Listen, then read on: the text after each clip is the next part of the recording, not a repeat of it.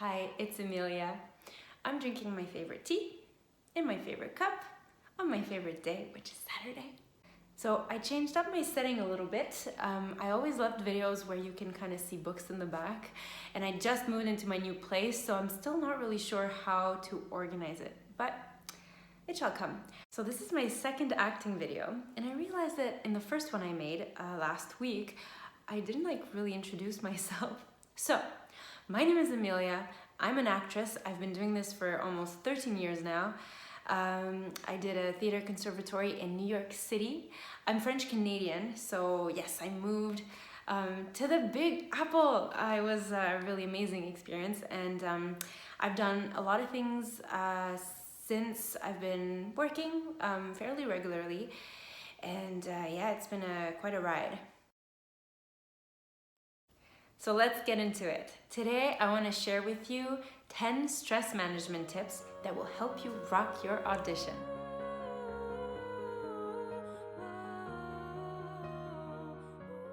So out of all these tips, the most important thing is to get to know yourself and do what works for you. Tip number 1, know yourself. My acting teacher used to say, know your nervous system. Now what this means is, how do you react to stress and what do you need? For example, I can't eat a big meal or drink coffee at least an hour before my audition. I need to be extra early. I also can't be on my phone before my audition. It stresses me out. I need to stay focused and rehearse. These might seem like unimportant little things, but knowing them about you does make a difference. So, how do you react to stress? What helps you stay calm? What do you need? Tip number 2, when you get your audition, read everything, and I mean it.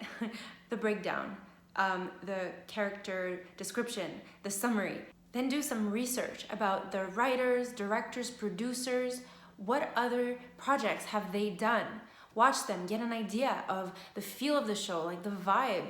Being an actor is a lot about research, and you never know when you'll get asked the question, have you watched this project that we did? That's the vibe we want. Believe me when I say, the more you know, the better. Learn from my mistakes. Tip number 3, be organized. So all my union numbers, my agent's phone number, her email are all in one note page, like on my phone. When I go to my audition, I have a binder. What do I have in this binder? I have my scene. I have the breakdown. I have my resume. Yes, I still carry my resume around because I'm old school. I have a calendar on my phone. I have a paper calendar at home that I use. I used to have calendars that I didn't use. Another little tip, I have a drawer just with acting clothes. So I have my best pair of jeans, a t-shirt, a blazer, like staple clothing that I would wear for auditions, just to make sure that they're clean and ready to go. Believe me, when you do this professionally, it can get chaotic. You can get a couple auditions a day, have no time to prepare. I just find that being organized in whatever way works for you, but I found what works for me, and it actually helps me to feel less stressed. Tip number 4, know your lines. Do I even have to mention this? Yes, because some people don't know their lines. You might be surprised hearing this, but it's not always the best actor who gets the role. It's the actor that's most prepared. There's just so much to juggle with during auditions, being on set. Knowing your lines is basic stuff. Tip number 5, practice with human beings. Why? To make sure you're actually listening. What? What'd you say? If the reader in the audition room is the first person you read with, there's a good chance you'll be thrown off. And mom and dad don't really count. Find an actor. Once you get your audition material, read it over a couple times, and then ask a friend to read with you for just 10-15 minutes on the phone. This will help you listen, and it'll help you to have a stronger audition. Tip number 6, coaching. So I pretty much get a coaching for every audition, except for commercials. But for the kids show that I got that ran for 5 seasons, I actually had not 1, not 2, 3 coachings. So the first audition, I had 2 coachings with different people, with different coaches. And then the callback, I think I actually had 2 callbacks, but I had another coaching for one of those callbacks. It helps you to see different perspectives. It will challenge you. It is definitely worth it. You'll definitely feel more prepared. And remember, more preparation equals more relaxation. Tip number 7, arrive early. So before COVID, I would actually go out for a little coffee or tea somewhere nearby where my audition was, just to be there, not stress about parking, not stress about the metro or anything like that. And I'd just stay and practice, take it easy, and then get to my audition when I had to, which I usually go to about 30 minutes before. So let's say my call time is 2 p.m. Well, I will get there at 1:30. Have to go.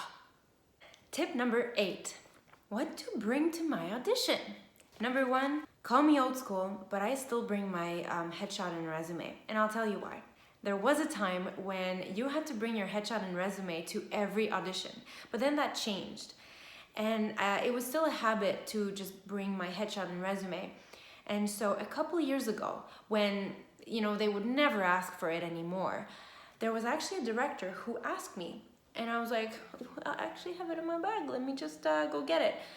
And at that moment, I felt so good.